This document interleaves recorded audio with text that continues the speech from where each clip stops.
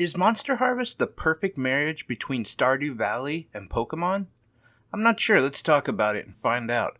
I'm Nima, and I've spent a good amount of time playing the game. Now, this game starts off like most of the farm sim games that are out there, that you find a relative, or they find you rather, and they had a farm that they kind of let go to crap, and they want you to take care of it because, it makes sense. You have no skills at a farm, so you should be the one to revitalize it. I don't know. But in this case, your uncle is obsessed with slime. Now, it makes sense. He's from a place called Planimal Point where they use slime for everything. But regardless, he's been so obsessed with the slime, been working with the slime, he cannot continue to run his farm, and it's just gone to hell. So he has you take over and try to grow and maintain the farm and keep everything legit. And so much of that is consistent of chopping down trees, plowing the fields, watering your plants, and that's all good and fine. It's the same formula we have from many farm simulators that are out there. But the difference in this one is that you actually can infuse slime with your crops. That will then create a planimal.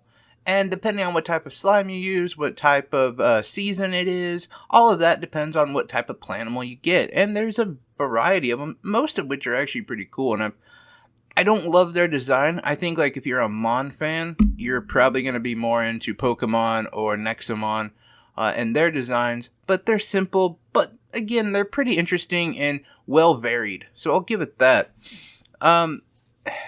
The other thing that I guess really gets into this game is the cave exploring. That is a big element of this game, and in fact, there is let's just say an antagonist, an enemy, a group that they might be at Planimal Point causing some problems, and the more you discover in the cave, the more you find out what they're up to. I'm only going to say Slime Co., and if you've played the game, you understand what I'm talking about. It's an interesting narrative, an interesting little story that kind of adds more to it, gives you direction as to why you're playing the game. Now, the big concern that a lot of people have had with it is, well, it's Stardew Valley, it's a farm sim, and it's also a Mon-style game. But all my friends who are really into the Mon-type games don't really love that it's not super Monster Train-ish, if you get what I'm saying. They say, like, oh, there's too much farming in it. There's not enough, it doesn't remind me enough of a Nexomon or Pokemon or whatever. And then my farm sim friends are like, well, I don't think there's enough farm sim action in this game. Like, I think that some of that comes off as lazy. And I understand what their point is there, because some of it does kind of come off as lazy, especially when you're comparing it to Stardew Valley. But that, my friend, is the problem. This game shouldn't be compared to Stardew Valley and Pokemon. It's not. It's neither one. It's its own game.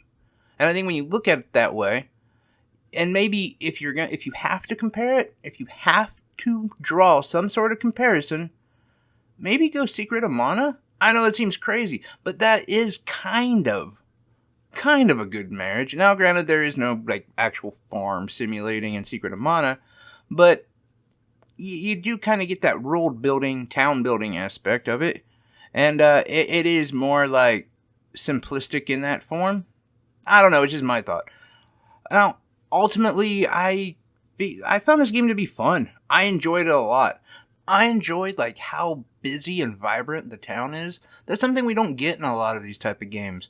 I also enjoy the fact that you can use some of your energy during the day to like farm and then take a nap, essentially, effectively refueling about 30% of your vitality. And then you can come back out and you can go to the caves and you can do that exploring as well. And the thing is there is a certain point in the game where you can actually automate most of the farm sim stuff, and you can go out and just focus on cave exploring and monster training and all that good stuff that people like doing. The problem is that I see is that comes in like after quite a few hours of actual gameplay. And so some of the people who are more Mon fans, you have to really dive into it before you get to that point. And it might be too far. There's going to be some people who just don't make it to that benchmark. And that's why I have my feelings on. I'm not sure how much of people who are Mon fans should actually pick this game up. I mean, I'm not going to tell you not to buy a game because everyone's experience is their own. I'm saying if you are here for monster training only, you probably won't like it. And in fact, you've got a very expensive next few months ahead of you, so, maybe save your money. That's all I'm saying. Now, for everyone else who really is into the farm simulating aspect of a game, I think you are going to enjoy it. I have thoroughly enjoyed my time. Now, I spend more time playing Stardew Valley and games like that than I do playing Pokemon and Nexomon. And I really enjoy the relaxation and customization that is in a farm simulator. I like the aspect of just one more day. Okay, I'm going to plant, I'm going to work on crafting this and that, and then let me just give it one more day and let's see how I progress. And I really enjoy that. And if you don't, this may not be a great game for you, because I think that it does capture elements of both, right? But I think it captures far more of the farm simulating than it does of the Mon training. I think that the Mon training is there for you when you kind of get bored, essentially. When you've had enough crafting and farming, or you're just waiting for your crops to grow or something of that nature. I would say about 70% of this game is farm simulating, 30% is Mon training and cave exploring. Now, that's really, up to you as to how you play the game. But I can tell you that the pathway of Mon training is a little bit, quite a bit shorter than if you decide just to farm and craft. I don't know. That's my thoughts on the game. Again, I really enjoy it. I like a lot of the aspects that it brought in. And I think that if the dev team continues to work on it and add more to the game, a lot like Stardew Valley and games like that, I think this could be a really, really great time sink. It could be a better Animal Crossing, if you will. I don't know. That's my thoughts on it. One thing that I really wanted to get across is I think we should be saying Animal Crossing meets Nexomon. Not exactly Pokemon meets Stardew Valley. I don't know, though. I'm curious what your thoughts are. Have you picked it up? Are you thinking about getting it? What are your experiences with the game, if you've had any at all? Or are you excited to get it? Anyway, I'm excited to hear what you guys have to say. Please subscribe, do all that other stuff.